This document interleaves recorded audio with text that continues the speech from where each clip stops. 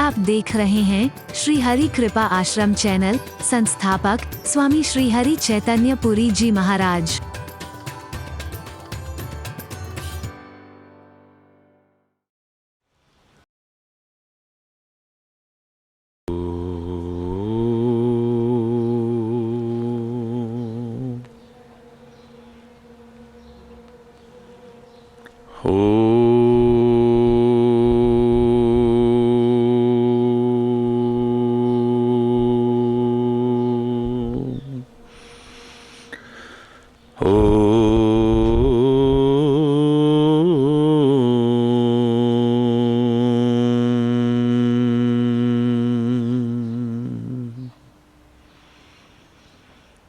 सर्वे भवन्तु सुखिनः, सर्वे सन्तु निरामया, सर्वे भद्राणि पश्यन्तु, मा कश्चित् दुःखभाग् भवेत्। ॐ शान्ति शान्ति शांति। ओ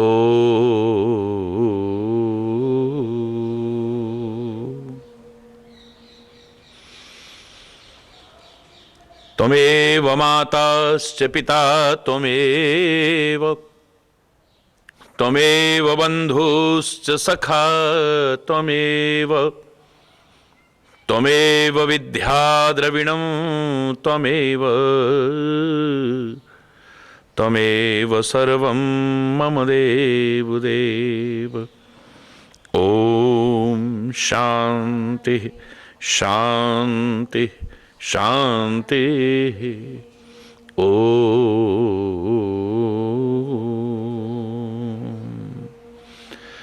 ध्यानमूलं गुरुर्मूर्ति, पूजामूलं गुरुपदम्, मंत्रमूलं गुरुर्वाक्यं, मोक्षमूलं गुरुकृपा। ॐ शान्ति शान्ति शान्ति। ॐ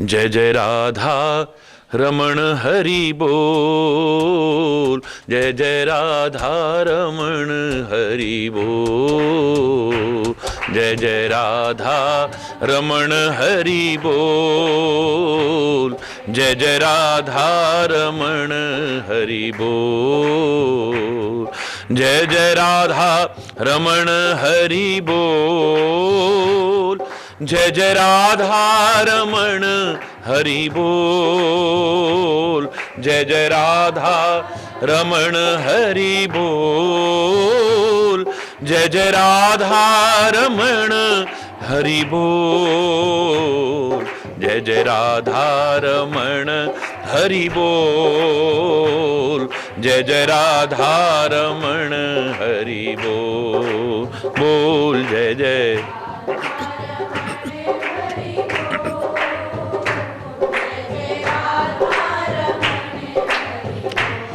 जय जय राधा रमण हरि बोल, जय जय राधा रमण हरि बोल, जय जय राधा रमण हरि बोल, जय जय राधा रमण हरि बोल, जय जय राधा रमण हरि बोल, जय जय राधा रमण हरि बोल, जय जय राधा हरि बोल, जय जय राधा रमण हरि बोल, जय जय राधा रमण हरि बोल, जय जय राधा रमण हरि बोल, जय जय राधा रमण हरि बोल, जय जय राधा रमण हरि बोल, जय जय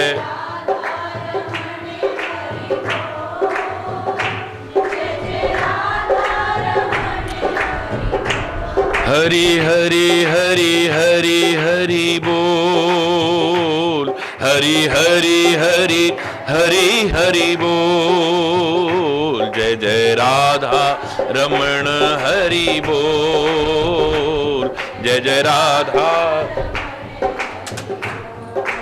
बोल, जय जय राधा रमण हरि बोल, जय जय राधा रमण हरि बोल, जय जय राधा रमण हरि बोल, जय जय राधा रमण हरि बोल, जय जय राधा रमण हरि बोल, जय जय राधा रमण हरि बोल, जय जय राधा रमण हरि बोल, जय जय राधा रमण हरि बोल, जय जय राधा रमण हरि बोल। हरि बोल हरि बोल हरि हरि हरि बोल,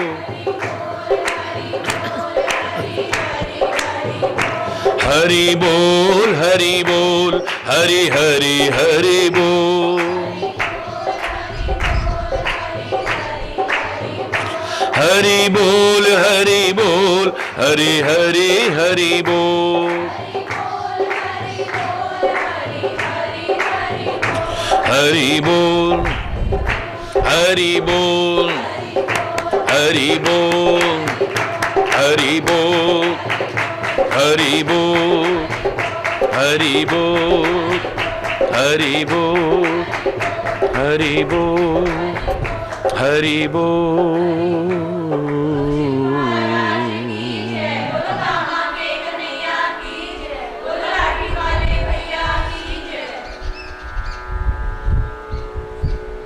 हरि बोल।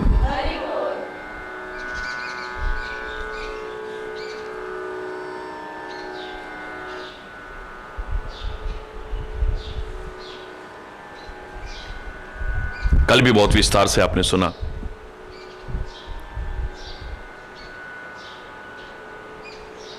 कि अत्यधिक महत्वाकांक्षा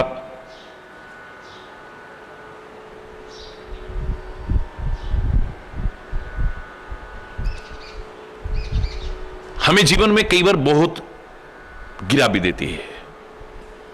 महत्वाकांक्षी होना बुरी बात नहीं,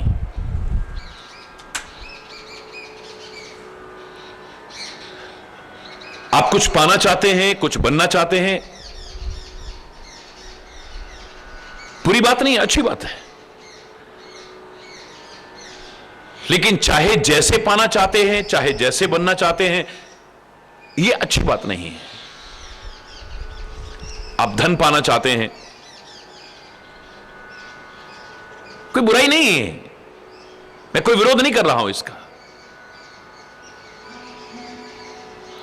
लेकिन चाहे जैसे पाना चाहते हैं, जैसे तैसे पाना चाहते हैं, फिर आप अनुचित क्रियाएं भी करने पड़े लगेंगे, अनुचित कर्म भी करने लगेंगे, किसी का हक भी छीनने लगेंगे, बेईमानी भी करेंगे, रिश्वत भी खाएंगे, भ्रष्टाचार को भी बढ़ावा देंगे।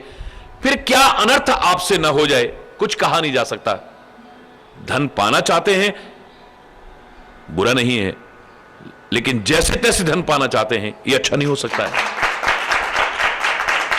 आप मान सम्मान पाना चाहते हैं, नहीं पाना, जानना, सम्मान देना हमारा कर्तव्य होना चाहिए, सम्मान पाना हमारा अधिकार नहीं होना चाहिए। हम जीवन आचरण ऐसा बनाएं, सम्मान के पात्र बनेंगे हम, निसंदेह। हमारा उद्देश्य सम्मान औरों को देना होना चाहिए, सम्मान पाने की भावना नहीं होनी चाहिए। लेकिन आप सम्मान पाना चाहते हैं, मेरा कोई विरोध नहीं है, लेकिन चाहे जैसे सम्मान पाना चाहते हैं, किसी भी तरह से, अच्छी बात नहीं हो सकती है। फिर आप ढोंग भी करेंगे, पाखंड भी करेंगे, आडंबर भी करेंगे, लोगों को मूर्ख बनाने की कोशिश करेंगे। इसको कदाचित भी सही नहीं ठहराया जा सकता। आप जीवन चाहते हैं, मेरा कोई विरोध नहीं है, लेकिन औरों की जिंदगियां लेकर के चाहे जैसे भी अपने जीवन को बचाना चाहते हैं, यह अच्छी बात नहीं है। आप राज्य पाना चाहते हैं, वैभव पाना चाहते हैं, मेरा कोई विरोध नहीं है, लेकिन जैसे तैसे पाना चाहते हैं, यह कभी भी अच्छा नहीं कहला सकता है। फिर इतना कुछ पा लिया है, अब तो मन में होना चाहिए बाकी क्या रह गया है। एक परमात्मा ना सब कुछ पाया है, जिसकी कृपा से पाया है वो, और उसकी कृपा और मिल जाए तो आनंद ना आ जाए। ढोंग में, पाखंड में क्यों फंसा व्यक्ति? कहीं ना कहीं हमारी भी महत्वाकांक्षाएं हैं, उनको अपनी योग्यता के बल पर नहीं,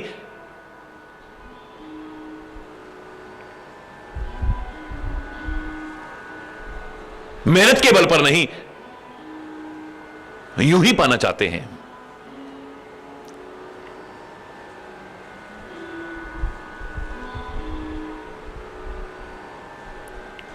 सब कुछ पाने के बाद भी अभी लालसा खत्म नहीं हुई है। जरा, मरण, दुख रहित तन, मुझे कभी बुढ़ापा ना आए, मेरी कभी मृत्यु ना हो, मेरे शरीर में कभी कोई दुख और कष्ट ना आए। एक छत्र रिपुहीन मही, सारी पृथ्वी पर शत्रु विहीन एक छत्र राज्य कल्प सत हो, 100 कल्पों तक मेरा हो। हरि बोल।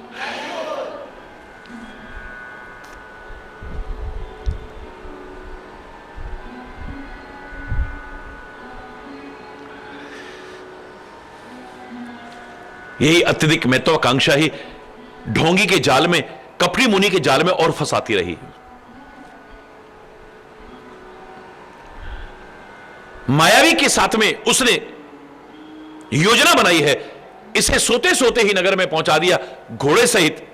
प्रातःकाल ये उठा और इसने नगर में अपने आप को देखा, इसकी श्रद्धा और बढ़ गई। अब तो प्रतीक्षा कर रहा है उस तपस्वी की, उस कपटी मुनि की, गुरुदेव कब पधारेंगे। 3 दिन बाद उन्होंने कहा था, एक एक घड़ी युग के समान व्यतीत हो रही है। समय पाकर, उचित समय पर उपरोहित आए, आकर के सब बताया। राजा हर्षित हुआ, पहचान गुरु, अपने गुरु को पहचान करके।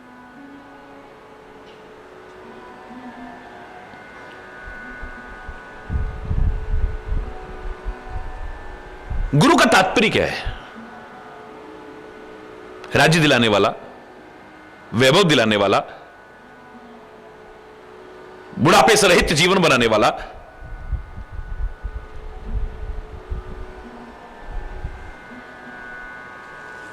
गुरु की अपार महिमा है, बिल्कुल ठीक, लेकिन अध्यात्म क्षेत्र में उसे गुरु नहीं कहते, सदगुरु कहते हैं, जो सत्य का बोध कराता है,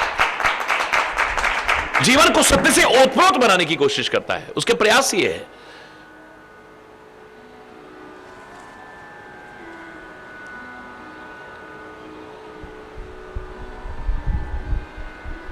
हर तरह से तुम्हें सही मार्ग पर चलाने की कोशिश है, गलत मार्ग से हटा करके, वही प्रयास है। गुरु तो उसे भी कहते हैं जो कुछ सिखाता है। माता भी हमारी पहली गुरु है, पिता हमारा गुरु है, शिक्षक हमारा गुरु है।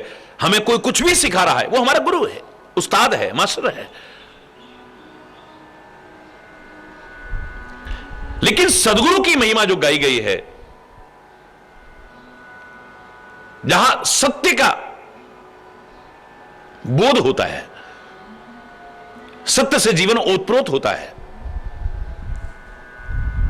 मैं तो कई बार कहा करता हूं, आप सदगुरु की शरण में है या नहीं, धर्म की शरण में है या नहीं, परमात्मा की शरण में है या नहीं, सीधा सीधा मापदंड है। आपके जीवन के हर क्रियाकलाप में यदि सत्य शब्द जुड़ जाए तो समझ लेना कि सकारात्मक उत्तर है। बुखार है, उसे थर्मामीटर से नाप लोगे, तरल पदार्थ है कोई लीटर से नाप लोगे, कपड़ा इत्यादि है उसे मीटर से नाप लोगे। तुम्हारा जीवन अभी सत्य की शरण में है या नहीं, धर्म की शरण में है या नहीं, सदगुरु की शरण में है या नहीं, कैसे पता चलेगा? क्या मापदंड है उसके लिए? मैं इतना ही कह सकता हूं कि सदगुरु की शरण में, सत्य की शरण में, धर्म की शरण में, परमात्मा की शरण में हमारा जीवन है या नहीं, इसकी पहचान एक ही है, हमारा जीवन का हर क्रियाकलाप सत्य से ओतप्रोत हो जाए। हम वचन न बोले, खाली सदवचन बोले। हमारा खाली व्यवहार ना हो, सदव्यवहार हो। हमारी संगति ना हो, खाली सत्संगति हो। हम खाली कर्म ना करें, चाहे जैसा कर्म, चाहे जैसे कर्म नहीं, सत्कर्म करें। हमारे प्रयास ही खाली ना हो, सत प्रयास हो हमारे।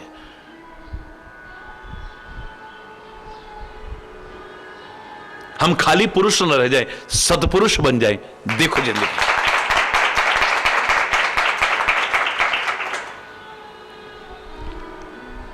संत की शरण में आकर के, सदगुरु की शरण में आकर के, धर्म की शरण में आकर के, परमात्मा की शरण में आकर के भी अगर संसार ही मांगा, मैं नहीं कह रहा कि नहीं मांगना चाहिए, यह मिल नहीं सकता है, सब कुछ मिल सकता है, पर अबोध मत बनो। जो अनमोल चीज है उसे मांगो ना। एक अबोध बच्चे को नहीं मालूम है कि ज्यादा कीमती क्या है, बेशकीमती क्या है, या अनमोल क्या है, वो नहीं जानता है। हजारों रुपयों की गड्डियां, लाखों रुपए की गड्डियां उसके सामने रखी जाएं और एक चॉकलेट रखी जाए, वो चॉकलेट पे हाथ मारता है। उसे नहीं मालूम है कि ज्यादा कीमती क्या है, बेशकीमती क्या है और अनमोल क्या है। इसलिए उसे अबोध कहते हैं, उसे बोध नहीं है। और हम अपने आप को बड़े समझदार समझने वाले भी क्या अबोध जैसी क्रिया नहीं कर रहे? हमें भी तो नहीं मालूम है कि कीमती क्या है, बेशकीमती क्या है और अनमोल क्या है। अरे परमात्मा सामने हो, सदगुरु सामने हो, संत सामने हो, महापुरुष सामने हो, हमें क्या मांगना चाहिए? कई बार सब कुछ मांग करके भी झोली हमारी खाली रह जाती है। सब कुछ मांग करके भी और पा करके भी खाली रह जाते हैं हम। और कई बार कुछ न मांग करके, खाली उनको और उनकी कृपा को मांग करके हम सब कुछ पा लेते हैं।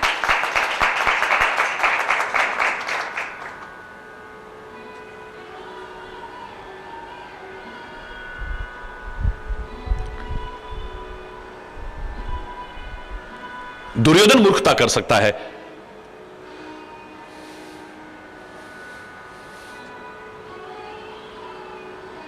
भगवान कृष्ण के ये कहने पर कि एक और निशस्त्र मैं होऊंगा युद्ध भूमि में बिना शस्त्र के, और एक और मेरी नारायणी सेना है, तुम जो मांगना चाहते हो मांग लो।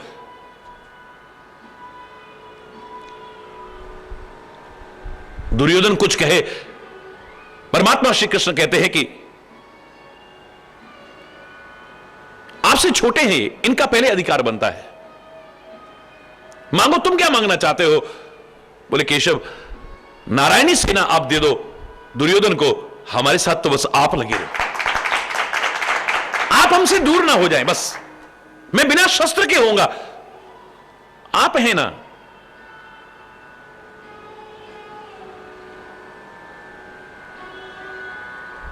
कहो दुर्योधन। बोले हां, इन्होंने जो मांगा है इनको दे दीजिए, इनकी इच्छा पूरी कर दीजिए। हां, मेरे को तो नारायणी सेना ही दे दीजिए। हरि बोल। युद्ध जब सुनिश्चित हो गया है, दोनों ही श्री कृष्ण की शरण में सहायता मांगने आए हैं, और श्री कृष्ण के कहने पर वो ऐसा मांग सकता है, लेकिन जो सच्चा भक्त होगा परमात्मा का, वो परमात्मा और उसकी कृपा के अलावा कुछ नहीं मांग सकता है।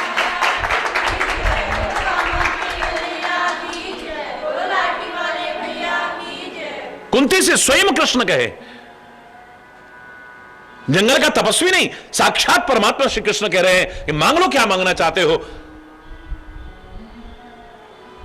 धन्य है वो महिला जो कहती है, हे केशव, हे माधव, हे द्वारिका वासिन, हे अनंत, हे जगदाधार, वो राज्य और वैभव सुख हमें मत दे देना जिसे पाकर के आप हमसे दूर हो जाओ। और वो दुख और कष्ट भी चाहे दे देना जिसमें आपका हाथ और साथ बना रहे। आप हमारे साथ हैं तो अपार दुख की खाइयों को हम सहज में पार कर गए। पता नहीं कहां लड़खड़ा जाते, कहां डगमगा जाते, कहां गिर जाते हम, टूट जाते हैं हम, बिखर जाते हैं हम। ऐसी प्रतिकूलताओं के दौर में भी आपका हाथ और साथ हमारे साथ था, हम सहज में पार कर गए ना। सब कुछ देख करके कहीं आप दूर मत हो जाना। आपका सुमिरन दूर ना हो जाए, आपका भजन दूर ना हो जाए, आपका हाथ और साथ दूर ना हो जाए कहीं। सब कुछ पाकर के भी फिर कुछ नहीं हमारे पास और आप हमारे साथ रहे, कुछ और ना हुआ तो चलेगा।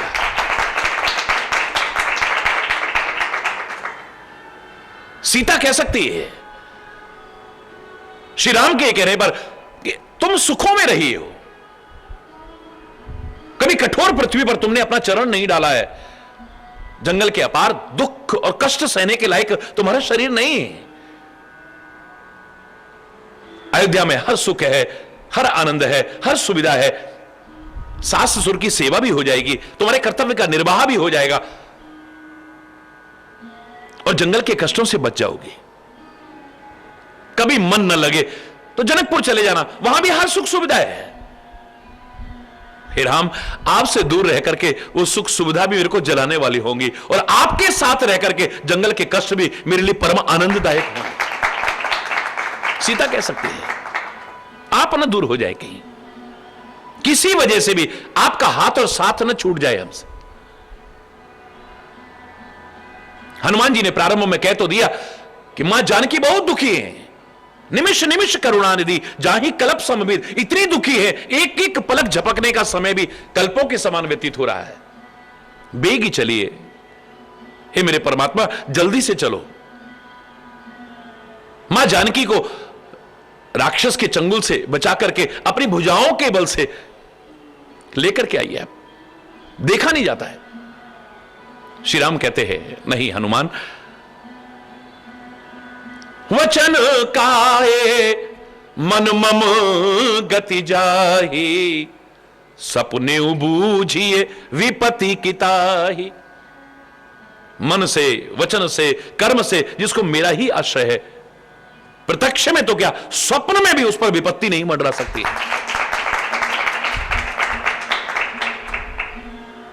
सपने बूझिए विपत्ति किताहि। हम भक्त कहलाते हैं, प्रेमी कहलाते हैं, हम होते नहीं हैं।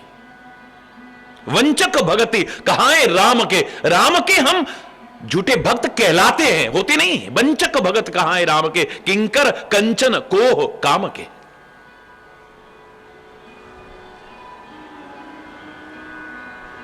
अभी तो पता नहीं कितनी कितनी गुलामियों में जकड़े हुए हैं हम। काश उसके गुलाम हो गए होते, हर गुलामी से मुक्त हो गए।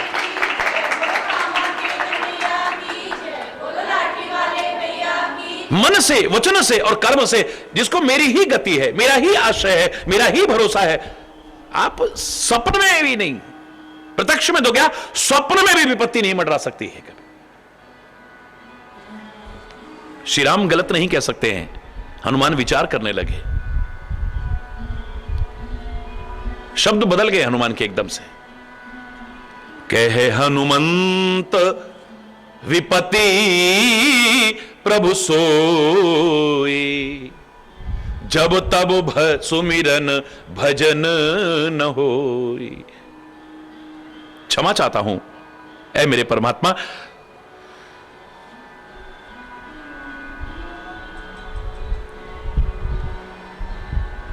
ये बिल्कुल सत्य बात है। विपत्ति क्या है, दुख क्या है, कष्ट क्या है और कब आता है? बोले जब तब सुमिरन भजन होए, जब जीव आपके सुमिरन से, आपके भजन से, आपके साथ से दूर हटता है, तभी मुसीबतों के बाद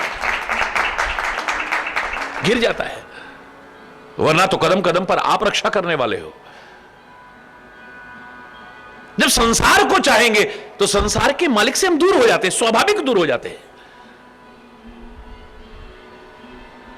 साथ रह करके भी बहुत दूर होते हैं। और दूर रह करके भी संसार को नहीं उसको चाहा है। मैं दावे से कह रहा हूं आप बहुत करीब हैं उससे। प्रताप भानु के साथ भी तो यही है, ये संसार चाहता है। हम प्रश्न तो कर देते हैं ऐसे, इतना धर्मात्मा फिर इतनी मुसीबत इस पर क्यों आई? धार्मिक अनुष्ठान किए, बिल्कुल सही है, अच्छा व्यक्ति है, बड़ी अच्छी बात है। प्रजा का पालन ठीक से करता है, बड़ी अच्छी बात है। नीति निपुण है, बड़ी अच्छी बात है। लेकिन परमात्मा का भक्त भी है, उसके जीवन और आचरण से कहां सिद्ध हो रहा है?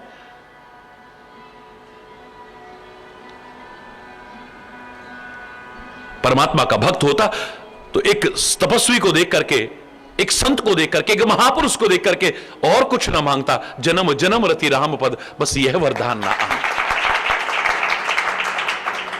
अर्थ न धर्म न काम रुचि गति न चाहो। एक भक्त की तो कामना यही है, मुझे अर्थ नहीं चाहिए, मुझे काम नहीं चाहिए, मुझे मुक्ति भी नहीं चाहिए, बार बार चाहे जन्म लेना पड़े, लेकिन परमात्मा के चरणों में प्रेम बना रहे, बस मुझे और कुछ नहीं चाहिए।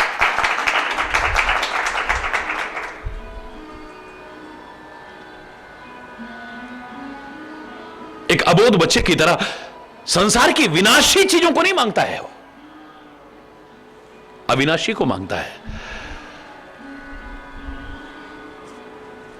जब तक इच्छाएं हैं संसार की, जब तक कामनाएं हैं संसार की,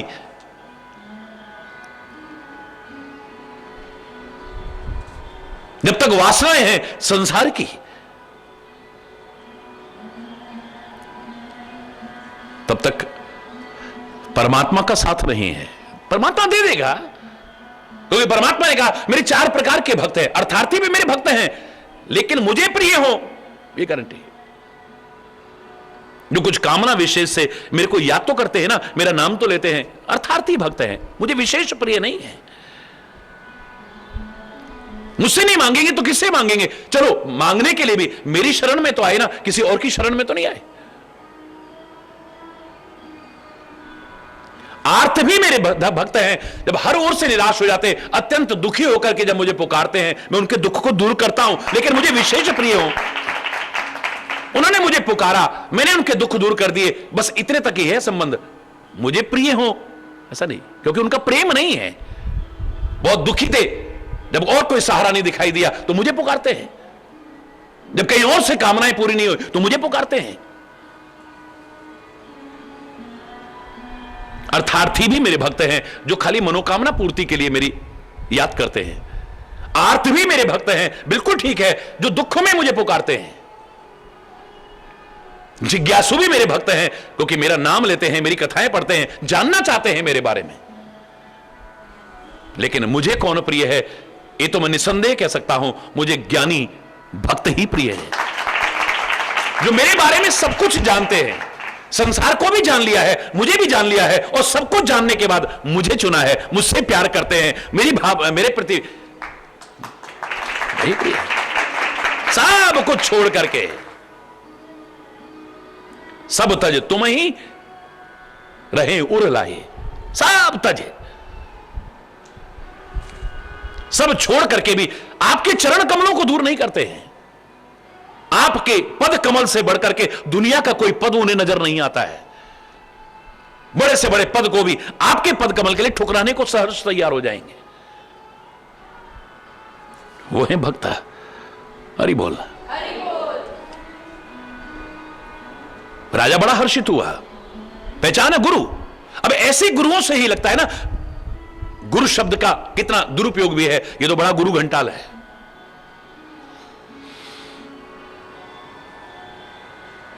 और गुरु, अरे बड़ा गुरु है, इतने महान शब्द का कितना दुरुपयोग हो रहा है।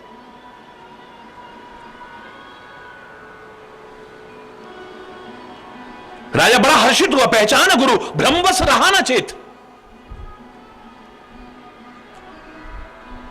भ्रमित है, जहां ब्रह्म है वहां ब्रह्म नहीं है, और जहां ब्रह्म है वहां ब्रह्म नहीं है। जहां भ्रम है वहां ब्रह्म नहीं है, और जहां ब्रह्म है वहां भ्रम रह नहीं सकता है। यह भी भ्रमित है, इसकी बुद्धि में चेत नहीं रहा है। तुरंत इसने 1,00,000 लोगों को, ब्राह्मणों को आमंत्रित कर दिया कुटुंब सहित। इसने भी मायावी रसोई बनाई, छठ रस व्यंजन बनाए, 6 प्रकार के जो रस कहे हैं, चतुर्विध भोजन जो कहे हैं, चूसने वाला, चाटने वाला, चबाने वाला, निगलने वाला, 4 प्रकार के जो भोजन बताए हैं, 6 रस, खट्टा, मीठा, चरपरा, इस तरह के जो 6 रस बताए हैं, 56 प्रकार के भोग बताए हैं, 3600 व्यंजन बताए, हर तरह की चीज वर्णन नहीं कर सकते। इतनी चीजें बनाई हैं कि कोई गिनती नहीं कर सकता है। लेकिन उसी में पशुओं का मांस भी डाल दिया है, हिरणों का मांस डाल दिया है। और इतने पर सबर नहीं आया, तेहि महा विप्र मांस खल साधा। उस दुष्ट ने उसमें ब्राह्मणों को मार करके उनका भी मांस डाला है। सारे ब्राह्मणों को बुलाया, चरण पखार करके बड़े आदर के साथ बिठाया। लेकिन जैसे ही राजा परोसने लगा, आकाशवाणी होती है, हे विप्रो, उठ जाओ, भोजन मत करना, तुम्हारा धर्म भ्रष्ट हो जाएगा। क्योंकि रसोई में पशुओं का और ब्राह्मणों का मांस भी पकाया गया है। इस अन्न को ग्रहण मत करना, अन्यथा बहुत बड़े नुकसान के भागीदार बन जाओगे। आकाशवाणी पर विश्वास करके ब्राह्मण सारे उठ खड़े हुए। राजा की तो बुद्धि ही बड़ी व्याकुल हो गई, ये क्या हुआ है? होनहार के बस जबान से कोई शब्द भी नहीं निकल रहा है। सारे के सारे ब्राह्मण क्रोधित होकर के बिना कुछ विचार किए श्राप देने लगे, जाओ तुम राक्षस हो जाओ परिवार सहित। क्योंकि हमें भी परिवार सहित बुलाया है ना, परिवार सहित हमारे धर्म को भ्रष्ट करना चाहते थे, तो तुम अकेले नहीं, तुम्हारा पूरा परिवार ही राक्षस हो जाएगा।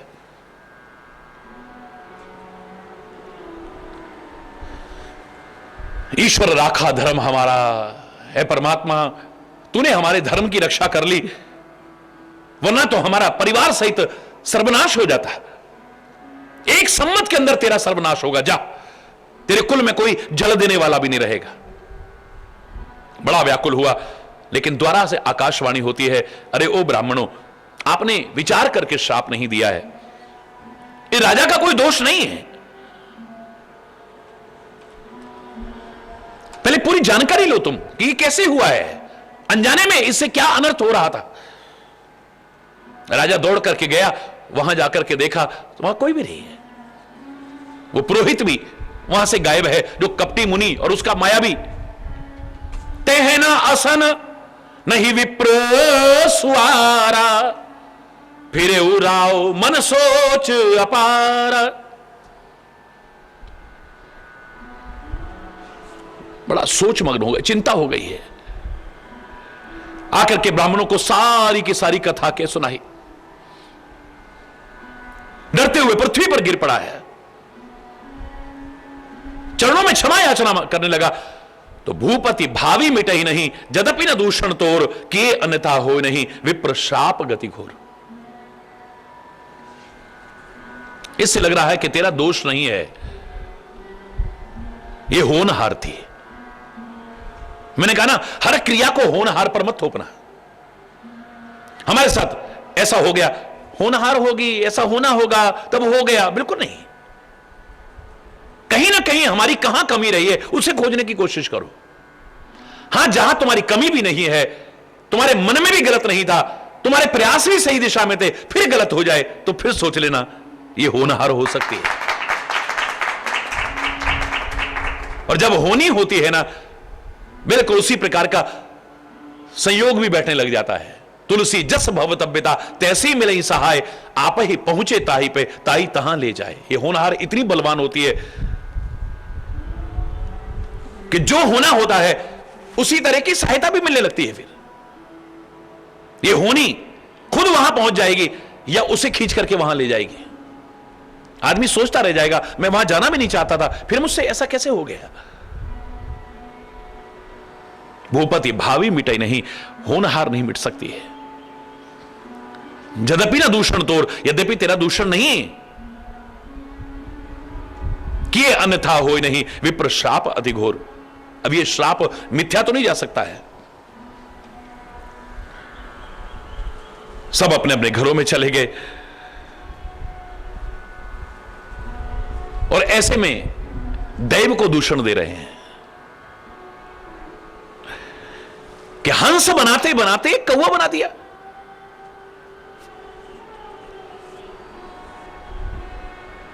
मैं फिर कह रहा हूं, जब कभी हमारे साथ कुछ अप्रिय घटना होती है,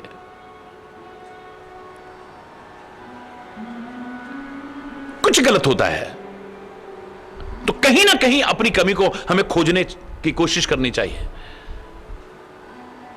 कुछ भी ऐसा होने पर हम सीधे सीधे दोष देते हैं, या तो समय को दोष देते हैं, या अपने भाग्य को दोष देते हैं, कर्म को दोष देते हैं, या फिर परमात्मा को दोष देते हैं। समय का भी कोई दोष नहीं है। आजकल हमारा टाइम बड़ा खराब हो रहा है। टाइम अच्छा और बुरा नहीं होता है। मैंने आपसे कहा, समय तो मात्र दृष्टा है, ये तो खाली देखता है। इसने भूतकाल को देखा था, वर्तमान को देख रहा है, और ये भविष्य को भी देखेगा। ये खाली देखता है, कुछ करता ही नहीं है। और बुरा और अच्छा तो वो होता है जो कुछ करता है। समय बुरा नहीं होता है। कर्म भी गलत नहीं हो सकता है, कर्म करने वाला गलत होता है, क्योंकि कर्म में अपने आप होने की प्रवृत्ति नहीं है। आप करते हैं तो अच्छा या बुरा कर्म होता है, वहां भी दोष आपका ही निकलता है। भाग्य में ऐसा लिखा होगा, भाग्य को बनाने वाला कौन है? तूने ही बनाया है। तेरे संचित कर्मों का भंडार ही तो भाग्य है। What is luck? क्या है भाग्य? क्या है प्रारब्ध? लक, जिसे विभिन्न नामों से आप पुकारते हैं, आपके अपने संचित कर्मों का, चाहे अब के हो या पहले के, इनका जो संचित भंडार है वही भाग्य है। इस भाग्य को तूने बनाया है। भाग्य भी अच्छा बुरा नहीं होता है, कहीं ना कहीं दोष तेरा है, और परमात्मा का तो दोष हो ही नहीं सकता है। इन्हें मिथ्या दोष देते हैं। काल ही, कर्म ही, ईश्वर ही, मिथ्या दोष लगाएं। हम मिथ्या दोष देते हैं, अपने कमियां खोजने की कोशिश नहीं करते हैं।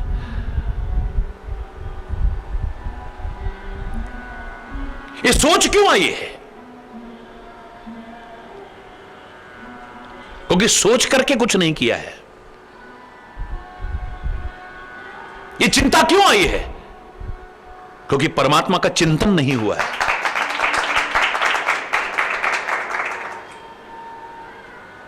ये हृदय में चिंता आने का भाव यही है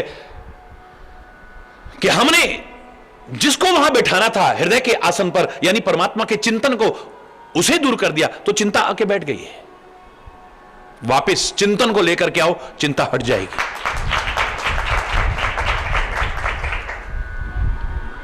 श्वास श्वास सिमरो गोविंद,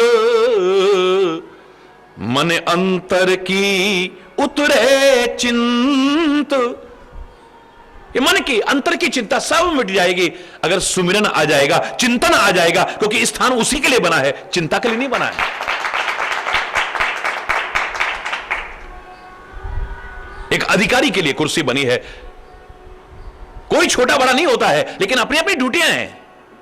हमारा सफाई कर्मचारी आया, उसने देखा कोई भी नहीं है, ने कहा कुर्सी पर बैठ के तो देखें जरा, ये घूमने वाली कुर्सी, वो बैठा हुआ है, कब तक बैठेगा? जब तक कुर्सी का अधिकारी नहीं आता है। आहट भी आ जाए कि अधिकारी आ रहा है, तुरंत उतर करके नीचे, स्वयं कुर्सी से उतर जाएगा, वरना उसे उतार दिया जाएगा। ऐसे ही हृदय रूपी सिंहासन पर जहां चिंतन का अधिकार था, उसको अगर हम नहीं बैठाएंगे, वो वहां पर नहीं आएगा, तो चिंता अपने आप प्रवेश कर जाती है। हम अपने आसन से दूर हो जाते हैं, तभी ऐसी स्थितियां आती हैं।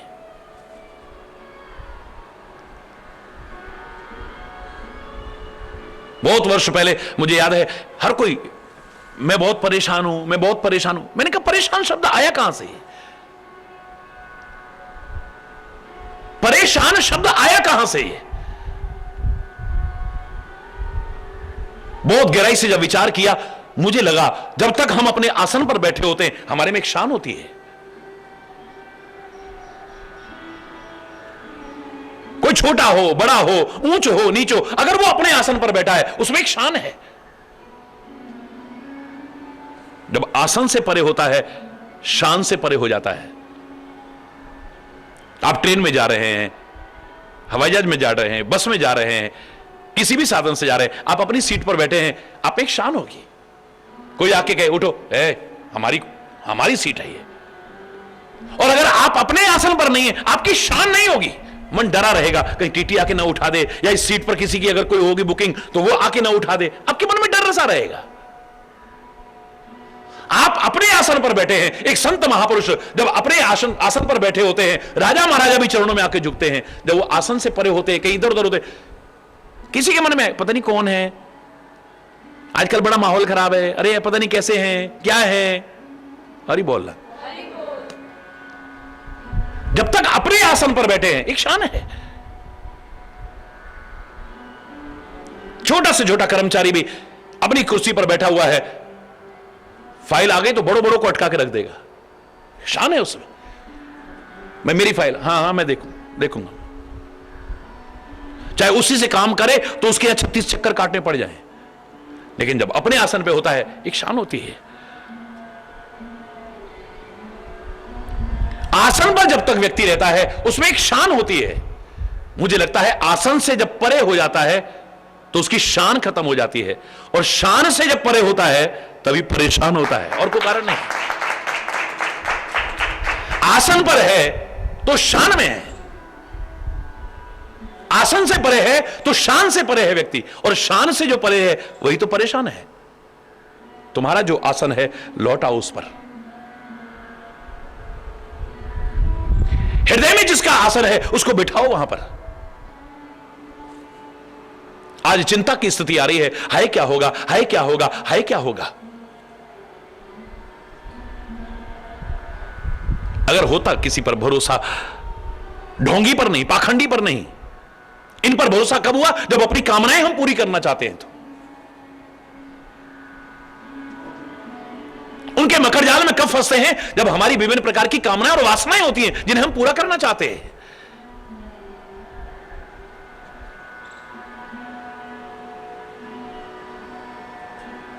सहर्ष कह बैठते, हमारे हैं श्री गुरुदेव, हमें किस बात की चिंता, हमारे हैं श्री गुरुदेव, हमें किस बात की चिंता, चरण में रख दिया जब सर, हमें किस बात, चरण में रख दिया जब सर, हमें किस बात की चिंता, न खाने की, न पीने की, न जीने की, न मरने की, न खाने की, न पीने की, न जीने की, न मरने की, मेरे स्वामी को रहती है मेरी हर बात की चिंता, मेरे स्वामी को रहती है मेरी हर बात की चिंता, हमारे हैं श्री गुरुदेव, हमें किस बात किया करते हो तुम दिन रात, अरे किस बात की चिंता। खुद तो क्या करता, औरों से भी कहता, किया करते हो तुम दिन रात, अरे किस बात की चिंता, उन्हीं के हाथ में जब हाथ, हमें किस बात की चिंता, उन्हीं के हाथ में जब हाथ, हमें किस बात की चिंता, हमारे हमें किस बात। हुई गुरुदेव की कृपा, बनाया दास चरणों का। हुई गुरुदेव की कृपा, बनाया दास चरणों का। रहे हर श्वास में हरि जी, तुम्हारे नाम की चिंता। रहे हर श्वास में हरि जी, तुम्हारे नाम की चिंता। हमारे हैं श्री गुरुदेव, हमें किस बात। चरण में रख दिया जब सर, हमें किस बात। मिली खुशियां हमें तुमसे, हरि में और क्या मांगूं। मिली खुशियां हमें तुमसे, हरि में और क्या मांगूं। तुम्हारा कर रहा चिंतन, तुम्हीं पर छोड़ दी चिंता। तुम्हारा कर रहा चिंतन, तुम्हीं पर छोड़ दी चिंता। हमारे हैं श्री गुरुदेव, हमें किस बात की चिंता। हमारे हैं श्री गुरुदेव, हमें किस बात, हमें किस बात।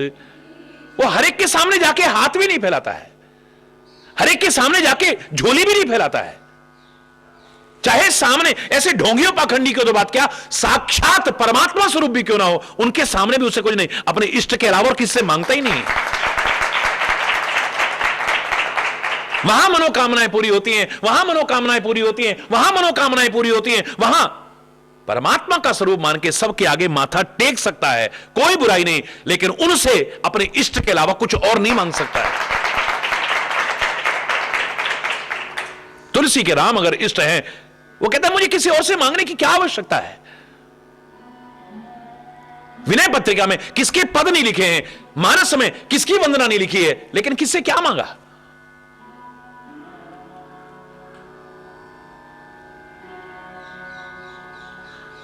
ऐसा नहीं कि उसने गणपति को याद नहीं किया है,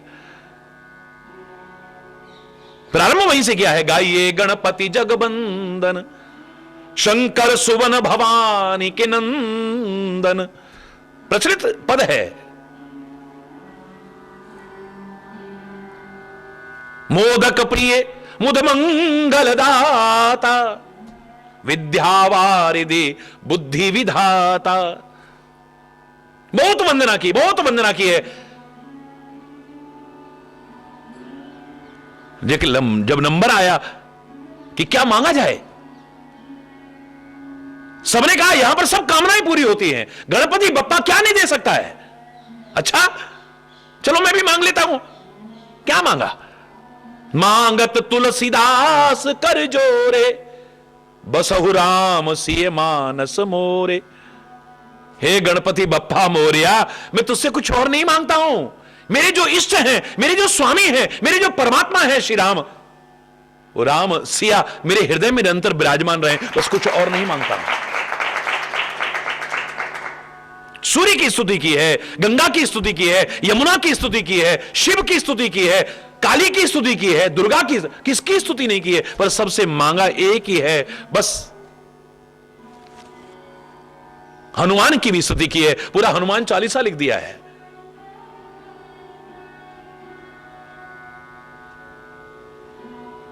हे पवन तनय, अंत में क्या मांगते हैं?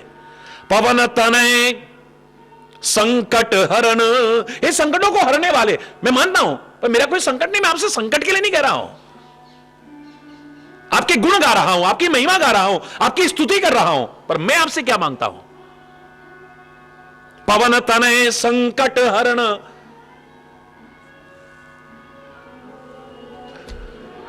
गलमूरति रूप, राम लखन सीता सहित, हृदय बसहु सुरभूप। देवताओं के राजा, अखिल ब्रह्मांड नायक परमात्मा श्री राम लक्ष्मण और सीता सहित मेरे हृदय में विराजमान रहे, वैसे कुछ और नहीं चाहता। मुझे कुछ और नहीं चाहिए। मेरा इष्ट इस लायक है कि मुझे सब कुछ दे सकता है। मेरा स्वामी इस लायक है, मुझे सब कुछ जगह जगह जाकर के नाक रगड़ करके मुझे मांगने की आवश्यकता नहीं है। मैं सम्मान सबका करूंगा, स्तुति सबकी करूंगा, महिमा भी गालूंगा, लेकिन मांगूंगा नहीं। मांगना भी पड़ा तो अपने स्वामी और इष्ट के चरणों में प्यार के अलावा कुछ और नहीं मांगना। अगर तुम दे सकते हो, अगर तुम मनोकामनाएं पूर्ण करते हो, मेरी भी कामना पूरी, पर मेरी एक ही कामना है, मेरा अपने परमात्मा से कभी विश्वास ना हटे। मेरा प्यार उनके चरणों में निरंतर बढ़ता रहे, बढ़ता रहे, बस कुछ और नहीं। मेरे हृदय में कुछ और ना आए, बस वही विराजमान रहे। परमात्मा का चिंतन नहीं आया तो चिंता आ गई है। क्या होगा अब?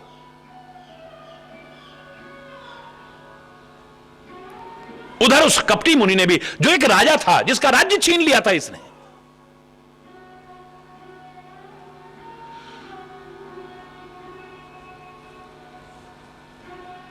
दूसरा राक्षस जिसके पुत्र इसने मारे थे और राज्य छीन लिया था, मिलकर के सारे के सारे राजाओं को निमंत्रण दिया, सबको इकट्ठा किया। सबने आकर के उसके नगर को घेर लिया। रोज लड़ाई होने लगी। सारे योद्धा युद्ध करते करते वीर गति को प्राप्त हो गए। यहां तक कि अपने भाई सहित राजा प्रताप भानु भी युद्ध भूमि में वीर गति को प्राप्त हुआ। सत्यकेतु के कुल में आज कोई नहीं बचा है।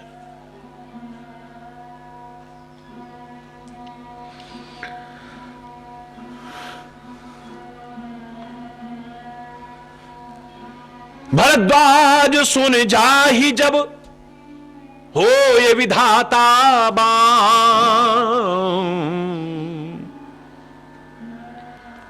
याज्ञवल्क्य भी कहते हैं, भारद्वाज, परमात्मा ही जब प्रतिकूल हो जाए तो धूरी मेरु सम जनक जम, ताहि व्याल समदाम। परमात्मा ही जिससे प्रतिकूल हो जाए, या जो परमात्मा से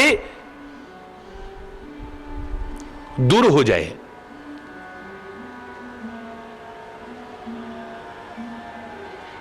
उसकी क्या स्थिति होती है? पिता भी उसको यमराज की तरह हो जाता है। हरि बोलना। धूल का एक कण भी सुमेरु पर्वत की तरह हो जाता है। एक रस्सी भी सर्प की तरह डराने वाली और मारने वाली हो जाती है उसको। यही राजा समय पाकर के परिवार सहित राक्षस बना है। 10 सिर 20 भुजाएं थी इसकी। परमवीर रावण इसका नाम था।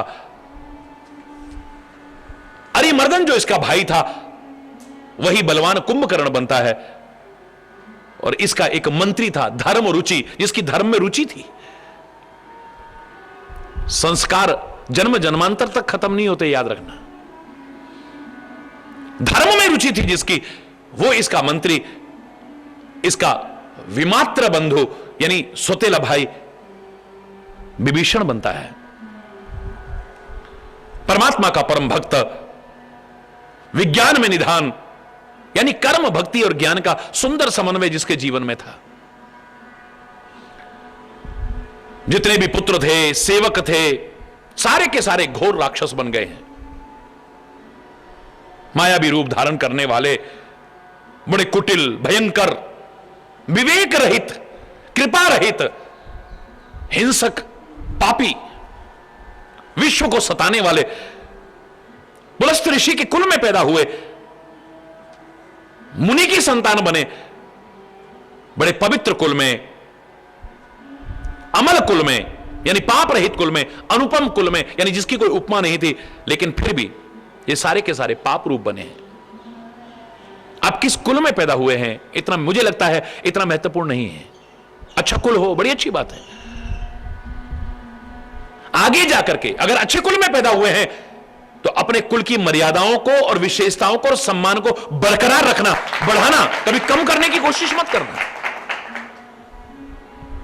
लेकिन व्यक्तिगत जीवन के आधार पर अगर मैं किसी को कुछ कहना चाहूं, मैं यही कहूंगा, आप किस कुल में पैदा हुए हो इतना महत्वपूर्ण नहीं है, किस देश में पैदा हुए हो इतना महत्वपूर्ण नहीं है, किस शरीर में पैदा हुए हो इतना महत्वपूर्ण नहीं है, किन लोगों के बीच रहते हो इतना महत्वपूर्ण नहीं है, लेकिन जीवन कैसा है, आचरण कैसा है, चिंतन कैसा है, स्वभाव कैसा है, संगति कैसी है, इसका बहुत महत्व है।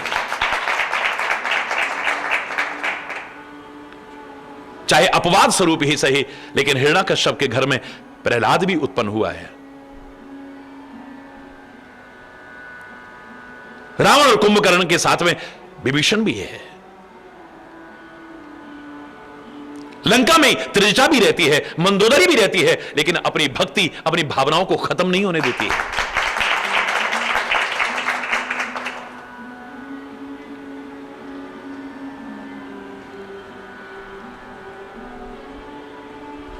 जीवन अच्छा रहे, आचरण अच्छा रहे, स्वभाव अच्छा रहे, संगति अच्छी रहे, खान पान अच्छे रहे, दिशा अच्छी रहे, अच्छा ही अच्छा होगा।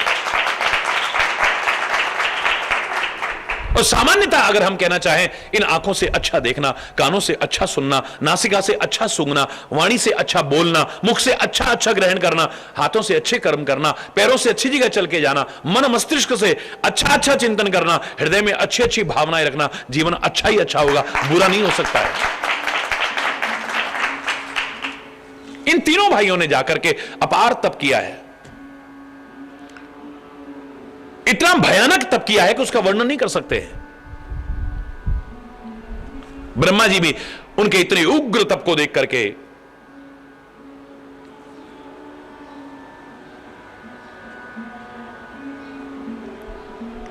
सामने जाकर के कहते हैं, मांगा हो वर प्रसन्न मैं ताता, कि तात में प्रसन्न हो, तुम्हारी तपस्या से प्रसन्न हो, मांग लो जो मांगना चाहते हो। रावण चरण पकड़ के कहता है, हे जगदीश्वर सुनो, हम काहू के मरही न मारे, हम किसी के द्वारा भी मारे न जाएं। विधाता कहते हैं ऐसा तो नहीं हो सकता है, जन्म के साथ मृत्यु अवश्यंभावी है, जो आया है जाएगा। तो ठीक है, वानर मनुष्य जाति दो बारे, बंदर और मनुष्य, इन दो जातियों को छोड़ करके हम किसी और के हाथ से ना मरे, ये तो दे सकते हो ना। ठीक है, एवं मस्त, तुम बड़ तप की ना, तुमने बड़ा तप किया है, जाओ ये तुम्हें प्राप्त हो। मैं ब्रह्मा मिलते ही वर दीना, भगवान शंकर कह रहे पार्वती, मैंने और ब्रह्मा ने मिलकर के वरदान दिया है।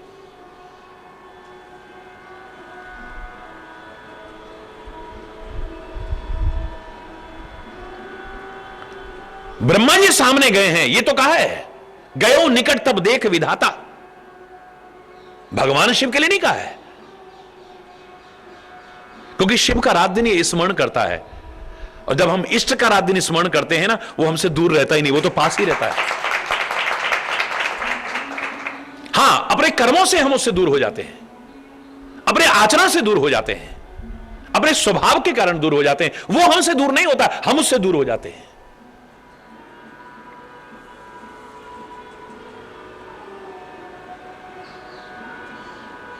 हम उससे कह देंगे, हे परमात्मा आप हमको भूल गए हो, गुरु महाराज आप हमको भूल गए हो, हे इष्टदेव आप हमको भूल गए हो, आपको हमारी याद नहीं आती है।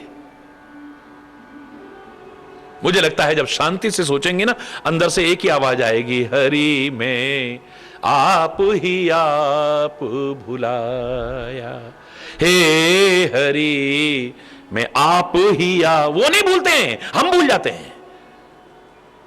हम भूल जाते हैं हमें क्या बोलना चाहिए, हम भूल जाते हैं हमें कैसा स्वभाव रखना चाहिए, हम भूल जाते हैं हमें कैसा आचरण रखना चाहिए, हम भूल जाते हैं हमें किनकी संगति करनी चाहिए। हमसे गलती होती है तभी गड़बड़ होता है। देश विदेश बहुत दिन भटका, देश विदेश बहुत दिन भटका, अपने घर नहीं आया, हरि में आप ही आप भुलाया। हे हरि आप ही आप भुलाया। अपने कर्म नहीं कुछ देखे, अपने कर्म नहीं कुछ देखे, तुमको दोष लगाया, हरि में आप ही आप भुलाया, हरि में आप ही आप। मेरे पांव में बेड़ी बनकर पड़ गई ममता माया, तुम तो दूर नहीं थे मुझसे, खुद ही मैं ही पहुंच न पाया, हरि में आप ही आप। मूर्ख मन कीनी मनमानी, बिरथा जन्म गवाया, तुम तो जन्म जन्म थे मेरे, मैं ही रहा पराया, हरि में आप ही आप भुला।